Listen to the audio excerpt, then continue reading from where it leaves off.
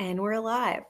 Welcome to another high vibe conversation. I'm your host, 𝗠𝗶𝗵𝗵𝗶𝗍, and with us today are the high vibe women and special guest Michael Padurano. We are here to talk about evolving through your children. I see we've already got some amazing people on tuning in live with us. So hello from Massachusetts. I'm really looking forward to letting you join us, Melody. Laura, thank you for being here. And to anyone else who joins us now live or on the replay, let us know where you're tuning in from. We love having these conversations with you.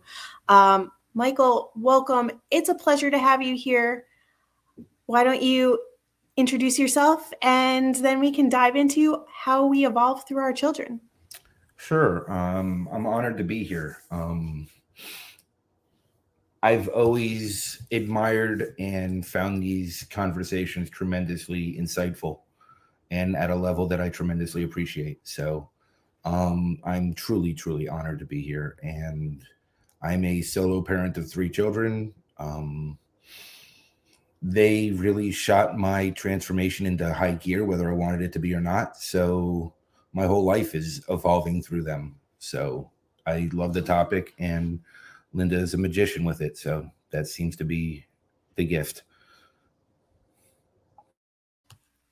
Linda, I'm just going to hop right over to you then with the question, when it comes to evolving through our children, where did this come from? Like, why was this such an urgent need to have this conversation today?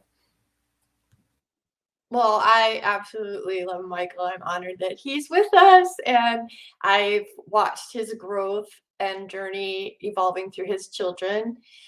His story is a little different than mine, although my kids are very challenging, and I was always trying to figure out why. And of course, then you get into the blame and shame of like I must not be doing a good job because they're good when they're over at my mother-in-law's house or little things like that. And um so i I really found out that I was doing a really good job with my kids, and Michael does an amazing job with his kids, and sometimes it takes that outside person just like, you really are, I see you.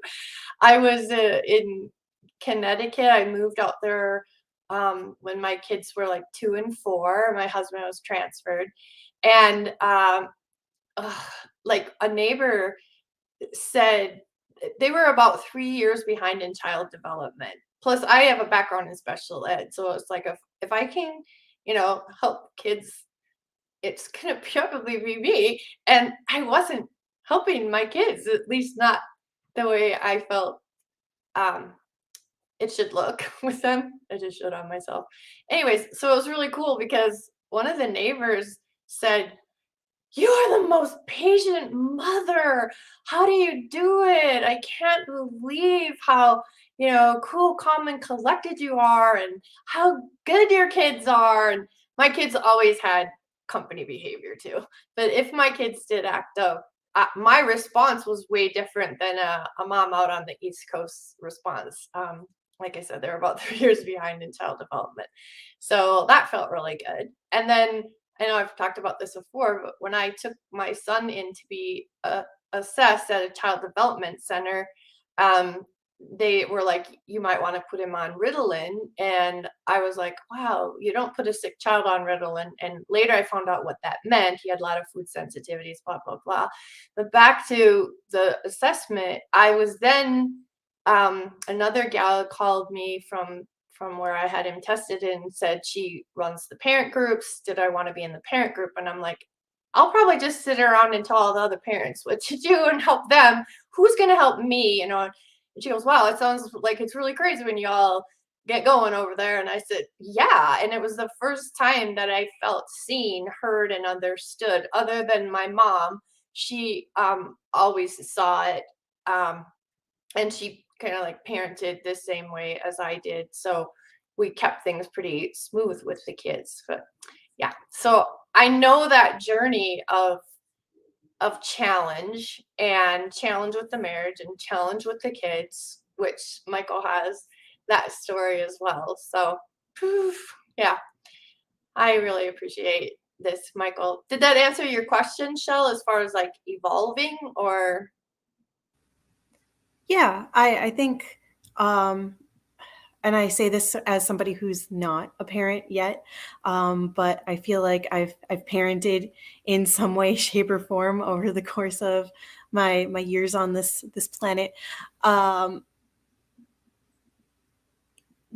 we're teaching our kids just as much as they're teaching us, Right. and it so yeah, I think that you very clearly answered the question of how we can evolve based on what our circumstances are, what our situation is, because not every parent is going to have the same needs for their children. Not everyone has to like respond and react and interact with their kids in the same way. And so figuring out what way worked for you was really helpful because yeah, like you said, you could have just been in the group and given all the other parents advice, but then who was going to be there to support you and change that narrative a little bit to be something that you needed to hear that your children could benefit from. I hear you. I see you. Jenny, Yeah. what's coming And up for you? just real quick, Shell, then went on to help other parents because my attitude was, where was I when I needed me? And so I was able to go on and help other parents. I got to be the person that I never had for them. And that was really special too. I had a whole child institute. Oh, that resonates with me on so many levels, right? So I'm gonna continue with hopping over to Jenny. Jenny, what comes up for you when we think about evolving through your children? Oh, goodness. Shell, if you knew the day that I've had, like that's the background to everything I'm going to share right now.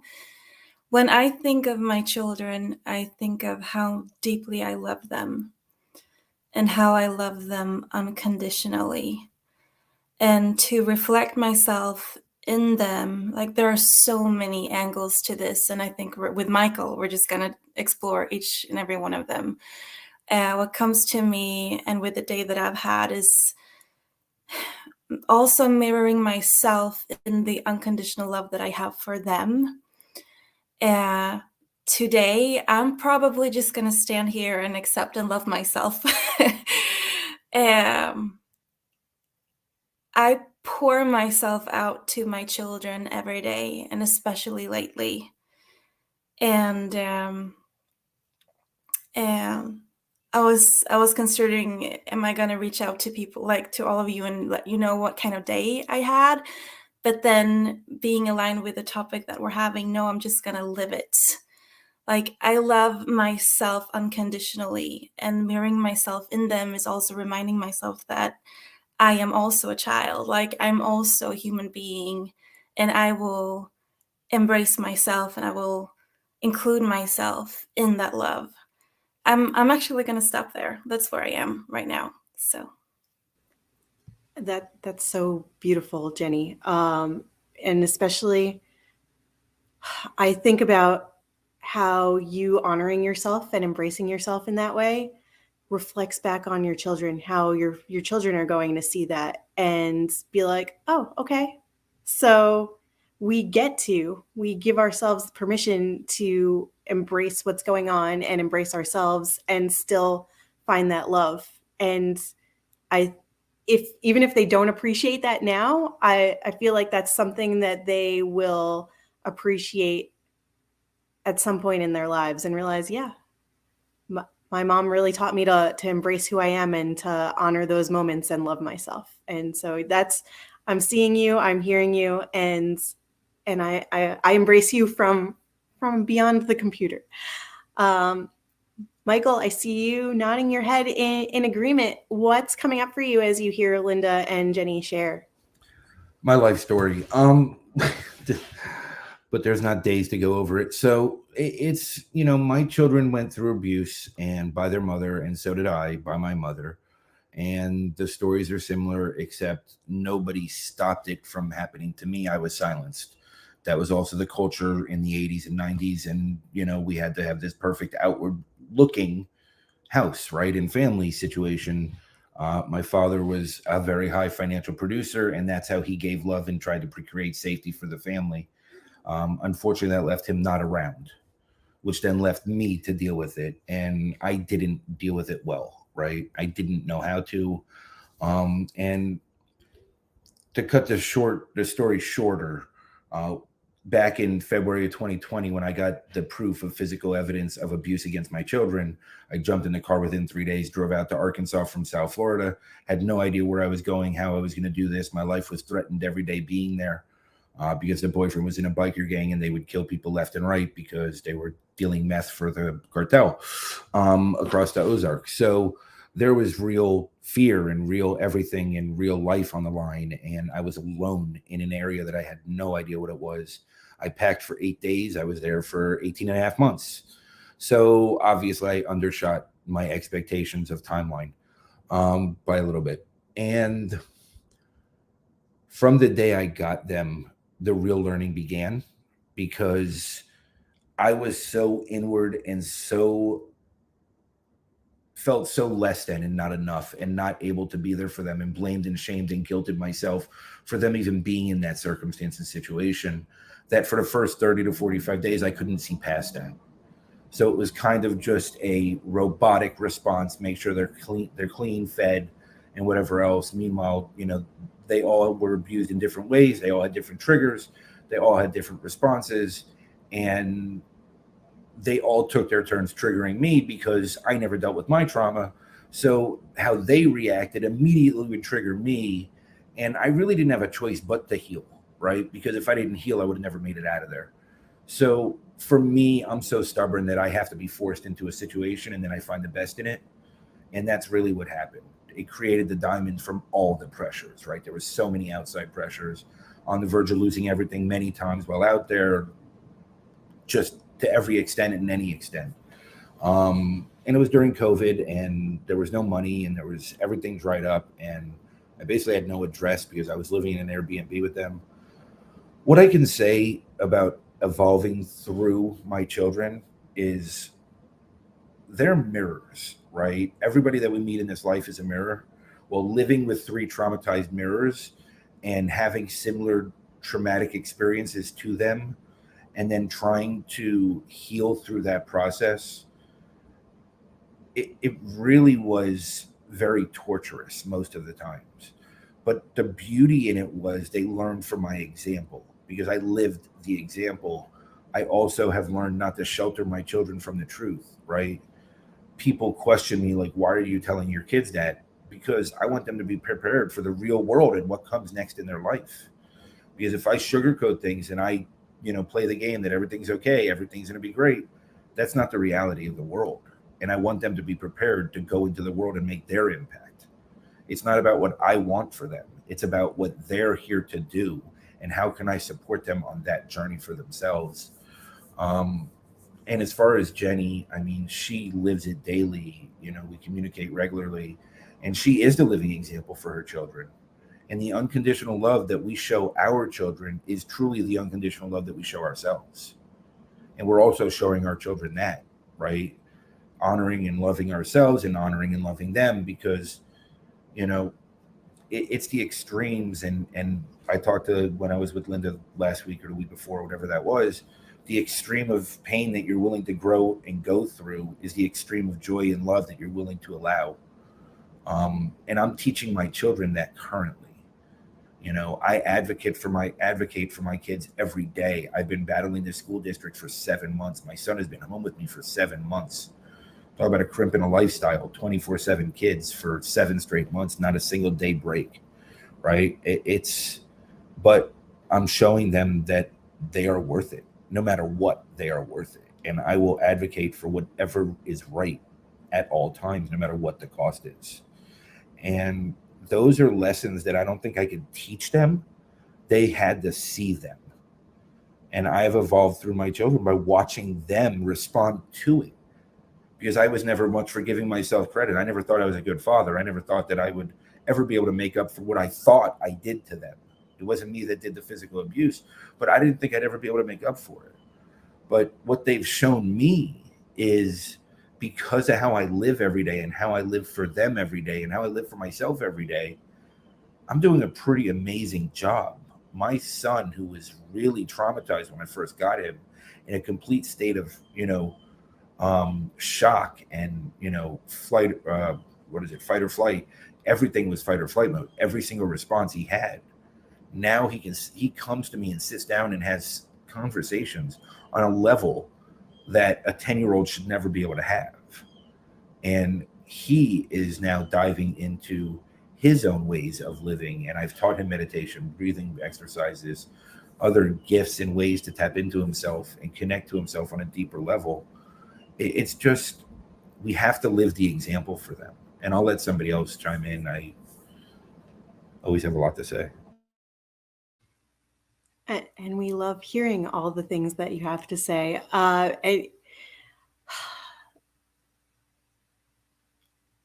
Thank you for sharing your story and the stories of your children and what you've all collectively been through and individually have been through.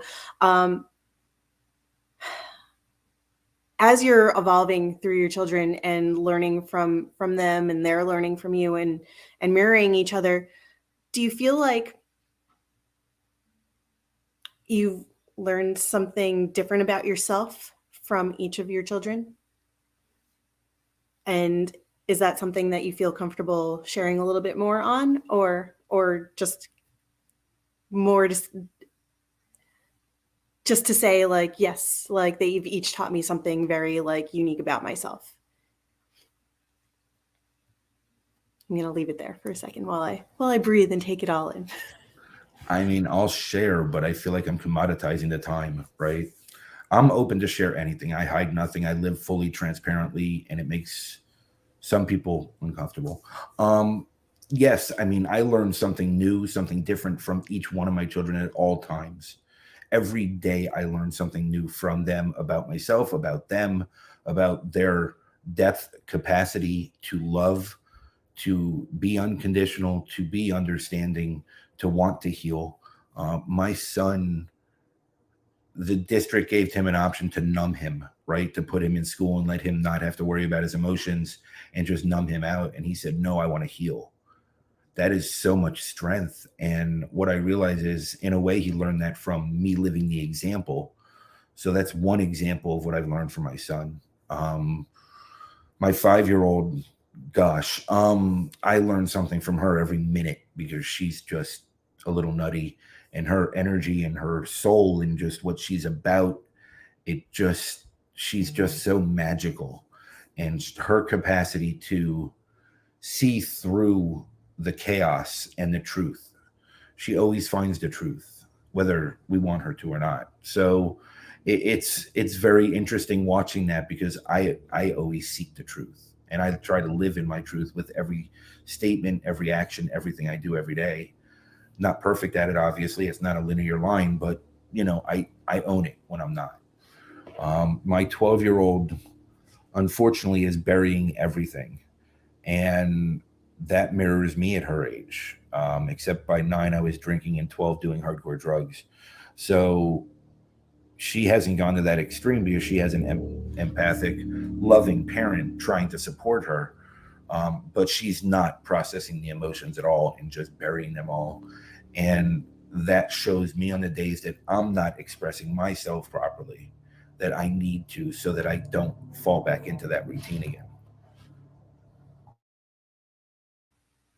Thank you for expanding on that a little bit more. It's something very specific that each of your children has allowed you to uncover about yourself and go deeper, and then mirror that back to them, so that they can then, reflect it in their own time. Stina, I want to direct the conversation over to you a little bit now. With 2 children of your own, I know that this is something that you navigate on a regular basis. How are you evolving through your children, and what have you mirrored back to them or learned about yourself in the process of seeing them grow? Thanks, Shell. And thanks again, Michael, for everything that you shared about your kids. So I was talking to a friend not too long ago about how generationally we all try to prepare our kids for the world that we live in. And that I think that the way that I'm teaching my kids is to help them to have the tools to go into the great unknown of the world instead of teaching them that I know everything about the world. And I think that that will be the difference that I'm able to make for them. Because when I think about, I have a 9 and 11-year-old, so we're kind of in that like preteen to early teen age as well.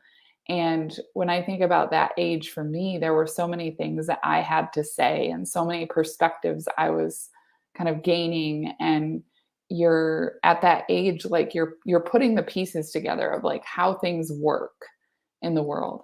And I didn't feel heard, and I didn't feel like there was a place for my voice or what I saw. And what's interesting is like we call generations by certain names because there is a certain worldview that kind of suits that generation. And there's collective things that they went through that have shaped them. And it's like those things are happening as kids, and we have a lot to say and a lot that we're thinking and a lot that we're feeling. And it doesn't get acknowledged or like valid. It's not made valid until we're in our 30s, 40s, 50s, you know? So when I think about evolving through my kids, I think about these kids I think they're evolving faster than ever because they're just more connected than ever. There's more information than ever. And I think the best thing that we can do is recognize that not only are we here to teach them about our world, the world that is kind of majority existence, right? We've all kind of agreed on reality and try and give them what we can to prepare them for that world, but also to let them teach us how to live in theirs, to let them speak up and be heard and have a seat at the table so that we can say to our 9-year-old or 11-year-old, like, your thoughts matter, your opinion matters, your perspective matters.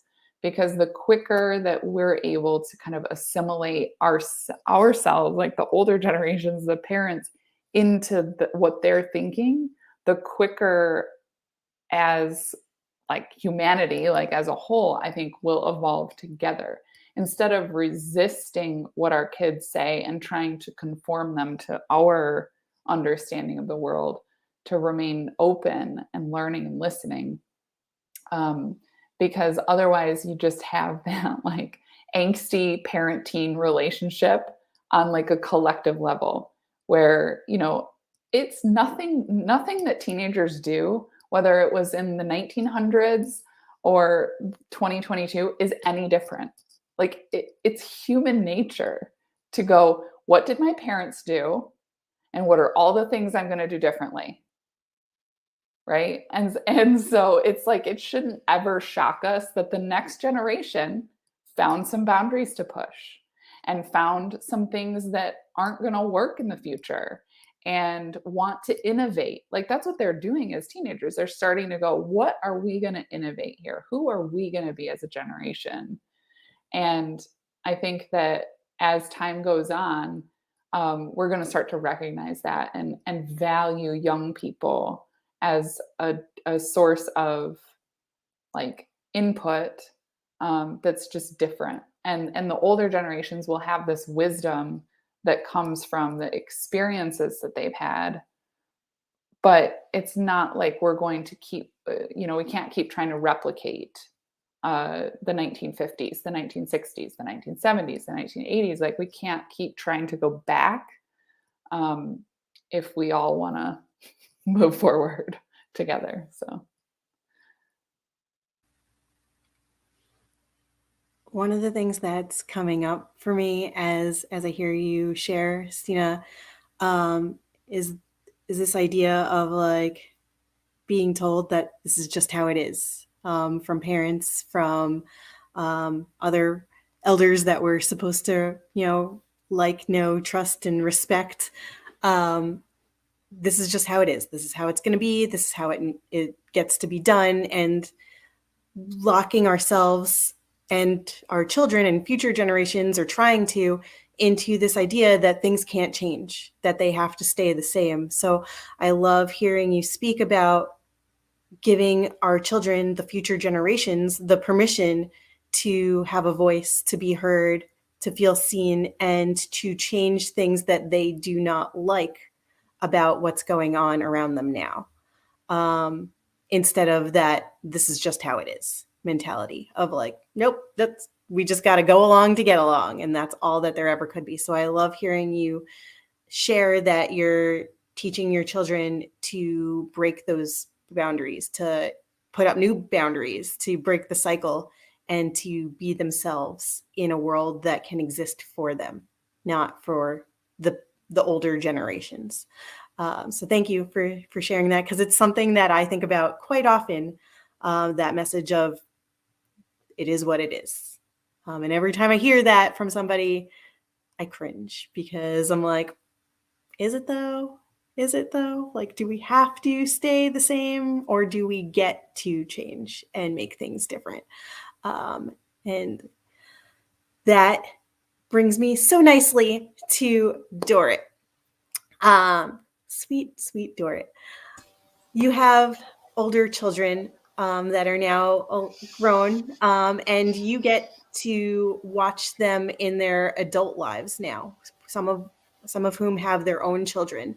So when we think of evolving through your children, and you think of the way that you've parented them and that they may now be parenting their own children, what are some of the things that are coming up for you that you've seen as ways that they've evolved, or that you're evolving watching them parent now as well?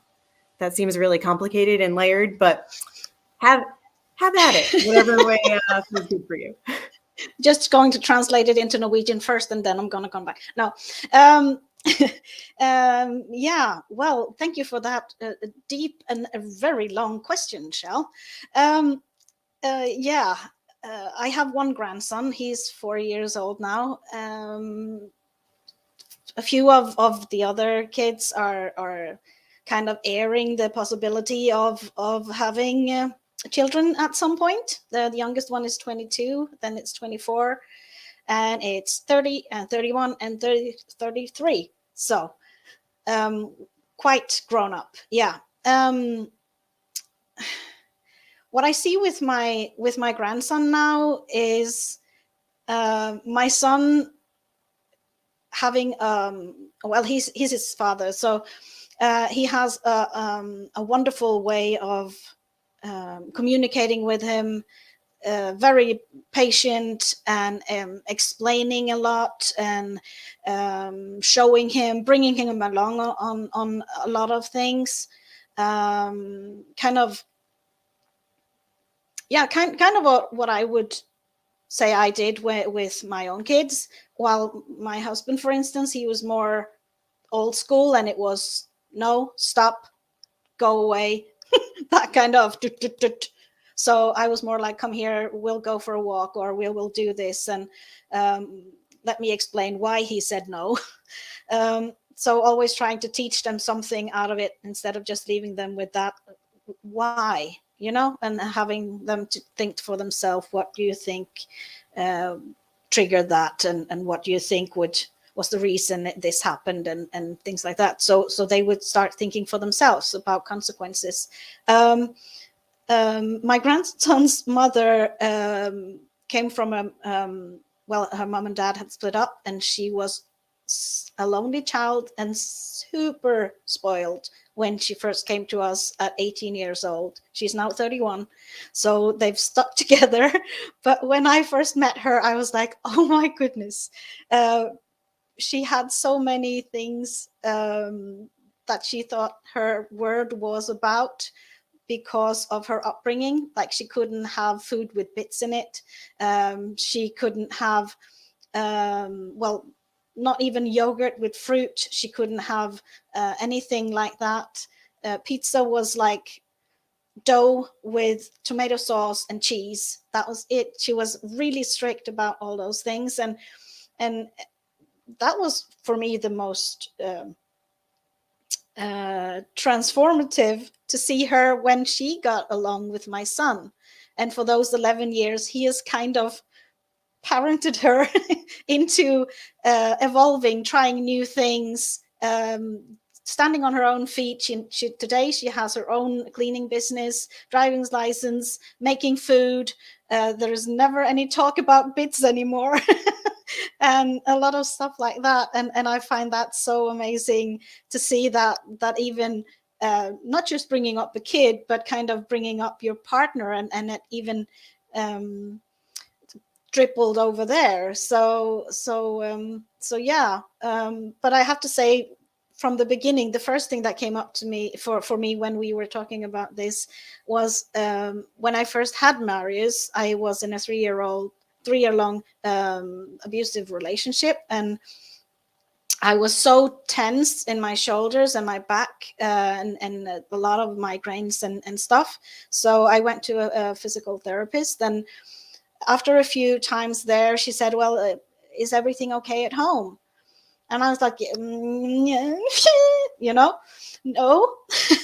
And she said, well, she asked a little bit about the situation and stuff. And then she said something that has stuck with me for my entire life, and that I kind of always go back to when I'm in that situation where I have to choose what to do. And she said, if you're okay, the kid's okay. So because I thought I had to stay with this parent, with his father. I thought I had to stay there because here in Norway, it was like, you get together, you have a kid, both parents raise the kid. Okay, you're in it for the long haul. And when she kind of said that, it gave me the okay to do it on my terms. So it was by him, and I started as a single mother, and she was so right, because when I felt good and safe and comfortable being me and doing things my way, Marius was so much happier, and yeah, the goofy little kid that I so loved, that didn't have to deal with all of the other stuff going on. So yeah. I don't know if that answers your question, Kjell, but Yeah, it does. Thank Thank you. the Norwegian ramble song.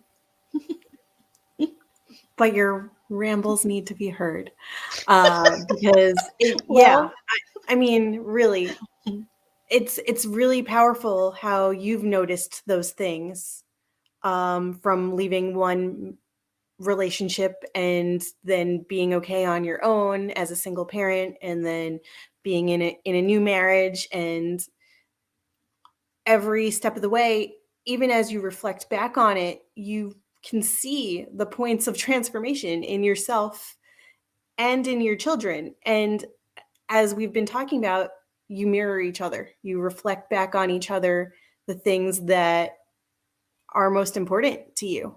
And it's beautiful to listen to you share about it, because I can see what you've been through. I can see where you've come from, and I see, even if I don't know what that looks like yet, I can see that you're in a much better place for the journey ahead, whatever that looks like.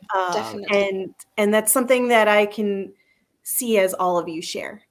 So Michael, as you sit, we kind of like with a halo over surrounding you, this air of brightness. What is coming up for you right now that you've heard all of these wonderful women share some of how they've evolved through their children? The brightness is the 5 of you surrounding me. So much comes up. I mean, even as a male, I was scared to leave my relationship, right? Like, single father raising 3 kids. Yeah, how could I ever pull that off, right? I mean, I'm broken. I can't even function. At the time, I didn't have my driver's license for 7 years from toll tickets. Long story, for a different time. And, it's like, just because I'm a male doesn't mean that I don't experience the same emotions, right? And it's different for a male because the perspective is completely different. My relationship was abusive, but in many different ways. I truly married the same dynamic that I was raised by. So, those gaps can be filled in very nicely. I really perpetuated that for myself. It's everyone learns from their children in different ways, from other people in different ways. What really is amazing about this group that I'm surrounded by is we're all open to learning, because so many parents and so many adults that have had children don't want to listen and value their children's opinion, voice, or their emotions, right? Because they're so busy trying to find their own. Meanwhile, what I'm hearing from everybody here is we're not only listening and valuing and understanding our children, we're also leveraging that to understand ourselves better. And that is truly the gift, right? Because when we do that, then we teach them that, which means the person that comes up on the street and wants to bully, wants to hate on them, they're going to immediately look at it and be like, well, why are you doing this? What is really bothering you, right? They're going to lead with empathy instead of lead with fight or flight or whatever it might be to defend themselves. So just a ripple effect that each one of us have in our own lives, and the ripple effect that we're creating through our children is how it grows and changes society and a generation, right? The system, that's a whole nother story, right? The system has a lot of work to be done, but if we as parents can advocate for our children, and we can stand in as adults and advocate for other people's children when we see the wrongs happening and not just be compliant by being silent, then the system starts changing slowly. So, I mean, those are my observations at this moment, just the overwhelming, just openness.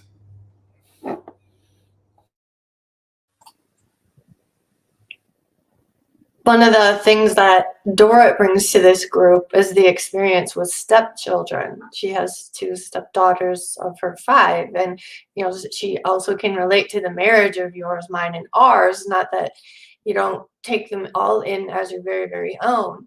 It is still different dynamics that you're dealing with. And one of the girls, she didn't even get her until she was older, so she knows what that whole experience is too. So Dora, you come to us with such a bounty of knowledge, and I just wanted to honor you for that.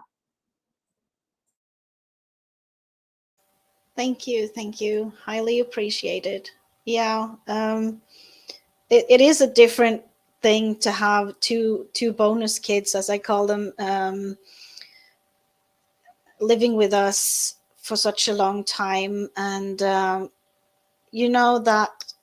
when the situation arises when the kid says to you, well, you're not my mother, so so what do you say? Well, I said, yeah, I am not your mother, and I don't try to be your mother, because you already have a mother, but you're living in my house and it's my rules. So this is how it is. This is what we're doing here. And there's not going to be any different. Now you have to deal with me and my rules, because this is your home now. So if you don't like my rules, and also the kids together, that fine balance of having my son that I had prior, and my husband's 2 daughters from his first marriage, and then our 2 daughters that we had together. So no one felt that we treated them differently, that no one was jealous, that every dime was spent equal. That's a fine balancing act to get that done with 5 kids, with 10 years between the youngest and the oldest. So a lot of learning. And when it comes to these are my rules, Dora, I know you well enough to know that you also explained to the kids why you had those, why things were the way they were, because in your home and in your heart, it is to benefit the community, to benefit all of you. And you just do such a great job with kids and dogs. Thank you. Yeah, well, without rules, I couldn't let like 5 kids just run around and say and do whatever they wanted.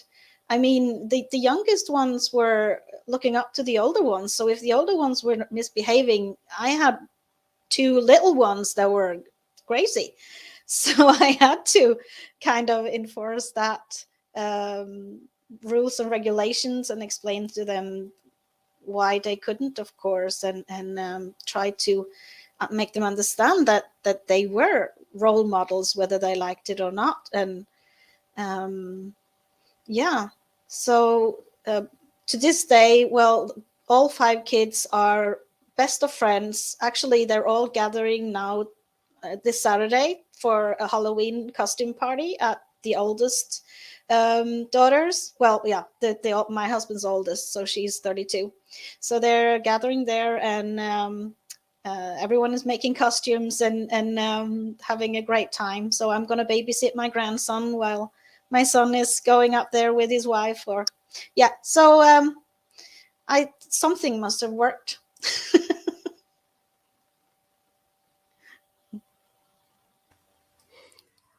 Role models. That's what I heard you say, that that they get to be role models for one another, and for you as well, as you observe their interactions with each other. And I think that's also what we do as a group here.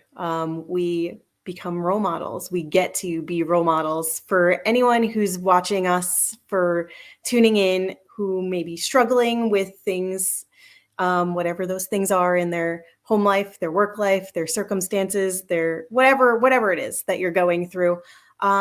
We get to grow and evolve on these conversations even, and people can take from it what they want in a way that feels good for them. And so we've had so many people join us on today's live. So I want to just give a shout out to some of these amazing people who are here today: Laura, Melody, Sushma, Ipek, Aisha, and anyone else I may have missed, because I don't think I can see all of your names right now. But thank you so much for joining. To anyone who's watching on the replay, you're more than welcome to leave a comment and share with us as well. And I just want to mention, for next week's live, we are doing something a little bit different. Same time, same place, but we are launching our latest High Vibe Conversations book. So please join us for next week's High Vibe Conversation book launch edition. And we're excited to share it with you. So make sure to tune in, keep watching, follow along for more. And we look forward to more High Vibe conversations with you and more special guests. Until next week, thank you, Michael Padurano, for being here, and we'll see you soon.